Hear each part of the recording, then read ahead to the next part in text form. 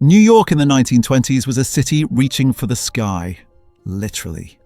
For the first time in human history, buildings rose 40, 50, even 60 stories into the air, their steel skeletons wrapped in stone and ambition. This was the Jazz Age, the Roaring Twenties, an era when America believed the party would never end, and New York was the dance floor.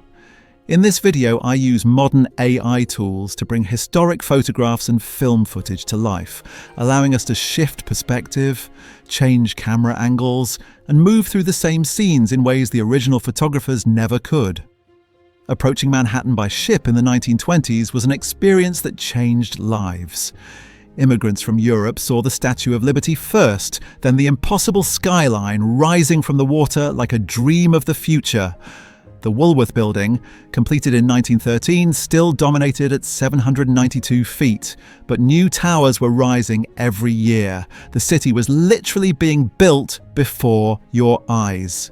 Cranes swung overhead. Riveters worked on steel beams hundreds of feet in the air. The noise of construction was the heartbeat of the decade, a city convinced it could build its way to heaven. At the southern tip of Manhattan, where the Dutch had first settled 3 centuries earlier, the temples of American capitalism rose in stone and marble. Wall Street in the 1920s was the financial center of the world, and it was making millionaires by the day. The New York Stock Exchange hummed with frantic energy. Thousands of traders crowded the floor, shouting orders, waving slips of paper, making and losing fortunes in minutes. The ticker tape machines chattered constantly, spitting out an endless ribbon of prices that Americans across the country watched with obsession. Everyone was investing. Shoe shine boys gave stock tips, secretaries bought on margin. The market only went up. The banks and brokerage houses that lined the narrow streets projected confidence in granite and bronze. The Morgan Bank at 23 Wall Street still bore the scars of a 1920 bombing, but business continued uninterrupted. Money was the religion here, and the church was always full.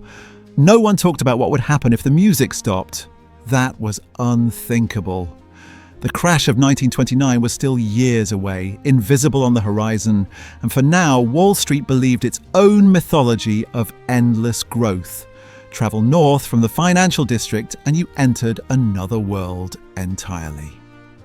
Fifth Avenue in the 1920s was the most fashionable street in America, a canyon of luxury where the wealthy displayed their success for all to see. The mansions of the Gilded Age still lined the avenue, though many were being torn down to make way for apartment buildings and hotels. The Vanderbilts, Astors and Carnegies had built palaces here that rivaled European royalty. Now their grandchildren shopped at Tiffany's, Cartier and Bergdorf Goodman, emerging with packages wrapped in paper that cost more than most Americans earned in a week. The automobile had transformed the street. Model T Fords jostled with Rolls Royces and Duesenbergs. Traffic policemen stood on platforms at major intersections, desperately trying to manage the chaos.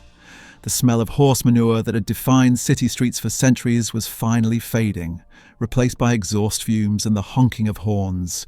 Women in cloche hats and fur coats stepped from chauffeur-driven cars into shops where a single dress might cost $1,000. This was the New York of F. Scott Fitzgerald, of old money meeting new, of a society both fascinated and terrified by how fast everything was changing. As darkness fell, the real New York came alive. Times Square in the 1920s was an explosion of light unlike anything the world had ever seen. Electric signs covered every building, advertising everything from Wrigley's gum to Chevrolet cars. The Great White Way, they called it, and the name was earned. Broadway was in its golden age. 40 theatres operated within a few blocks, presenting everything from serious drama to Ziegfeld's Follies with their chorus lines of dancing girls. Stars like Al Jolson, Fanny Brice, and the Marx Brothers drew crowds every night. Movie palaces like the Paramount and the Roxy seated thousands in interiors designed to look like Venetian palaces or Moorish castles. For the price of a quarter, anyone could sit in velvet seats and escape into glamour. The crowds that filled Times Square on a Saturday night came from every borough and every background. Office workers rubbed shoulders with gangsters.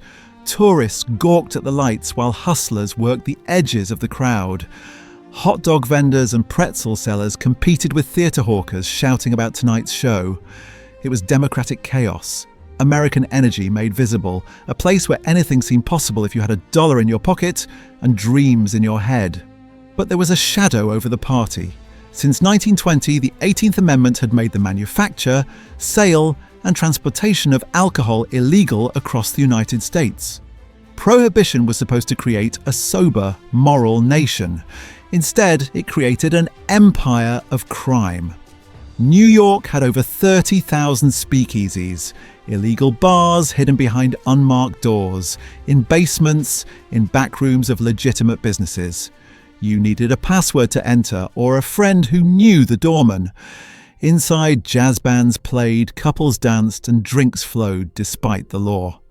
The liquor came from Canada, from ships anchored offshore, from basement stills that sometimes exploded and killed their operators. The gangsters who supplied the speakeasies became celebrities. Names like Lucky Luciano, Meyer Lansky, and Dutch Schultz appeared in newspapers alongside movie stars. They wore expensive suits, drove flashy cars, and corrupted police and politicians with casual ease.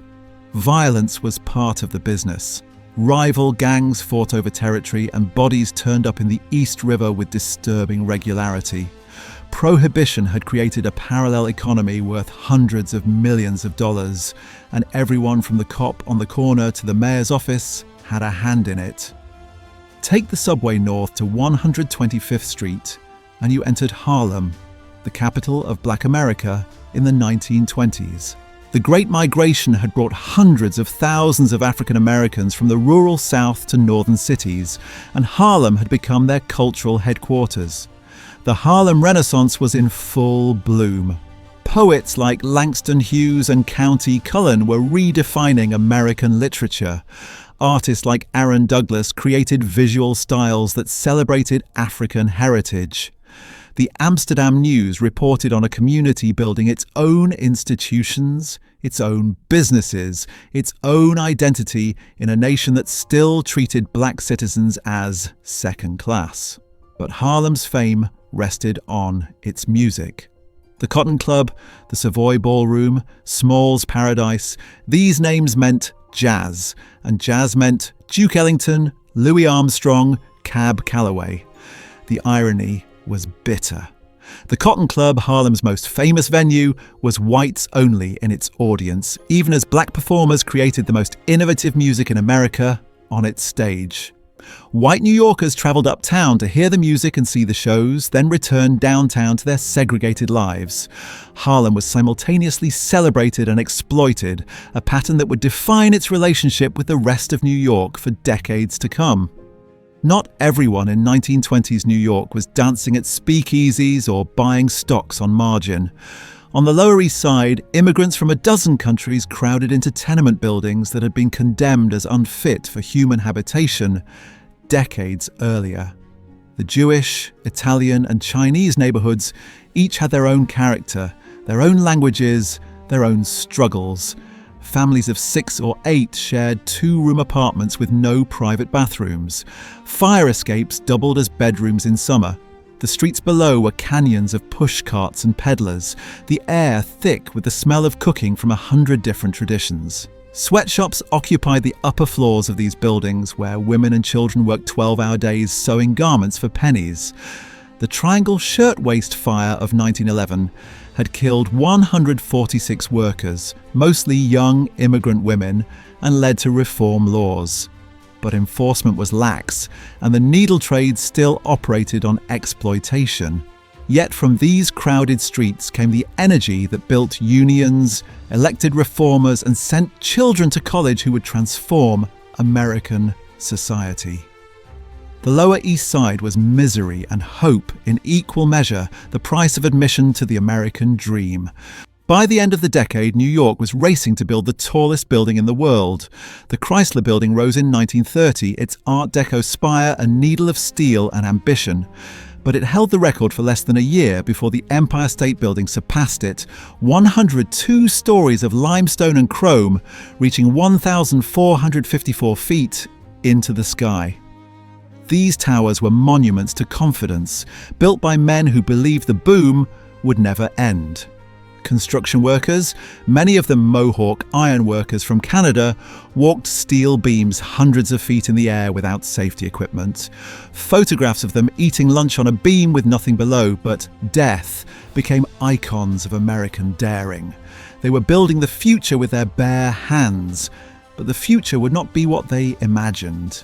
In October 1929, the stock market crashed. Fortunes evaporated overnight.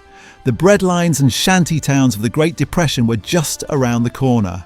The speakeasies would close, the jazz would quiet, and the cranes would fall silent over half-finished buildings. Standing here, looking back at these scenes, it is impossible not to feel both the joy and the tragedy of 1920s New York. They built towers that still define our skyline. They created music that still moves us. They believed in a future that betrayed them. And through these reconstructions, we get just a glimpse of what it was like to walk these streets when New York was the capital of the world and tomorrow was always going to be better than today. If there's another city or another moment in time you'd like to see brought back to life, let me know in the comments. I'd love to keep building this journey into the past with you. Thank you for watching.